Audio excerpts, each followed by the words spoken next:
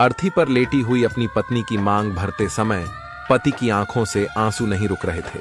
उन्हें ज्यादा रोता देखकर रिश्तेदारों ने उन्हें दूसरी तरफ भेज दिया। दोनों एक दूसरे से बहुत प्यार करते थे। पति अपनी पत्नी के बिना एक पल भी नहीं रह पाता था। दोनों ने साथ जीने मरने की कस्में खाई थीं, लेकिन आज पत्नी पति को अकेला छोड़कर जा चुकी थी। अब सभी पत्नी का शव श्मशान घाट लेकर जा रहे थे और जाते जाते पति अपनी पत्नी के साथ बिताए पलों को याद करके खूब रो रहा था और ये सोचने लगा कि मेरी पत्नी मेरे कदम से कदम मिलाकर साथ चलती थी और आज वह मुझे अकेला छोड़कर कैसे चली गई। उसके बिना मैं अकेला कैसे रहूंगा। पति पत्नी से कहता है, बेटी की शादी कर दी और बेटा भी दूर अपनी पत्नी के साथ रहता है। अब बताओ मैं किसके साथ रहूंगा। तुम्हें तो पता है ना कि मैं तुम्हारे बिना एक पल भी नहीं रह पाता।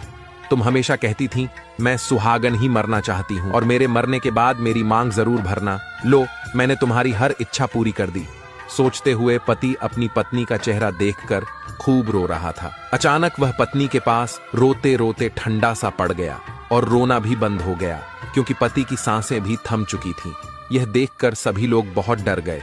तभी उनका बेटा उनके पास जाता है और कहता है, उठो पापा उठो। लेकिन जब 5 से 7 बार कहने पर भी नहीं उठे तो उनके बेटे की चीख निकल गई और वह खूब रोने लगा। लेकिन पति तो अपनी पत्नी के पास जा चुका था।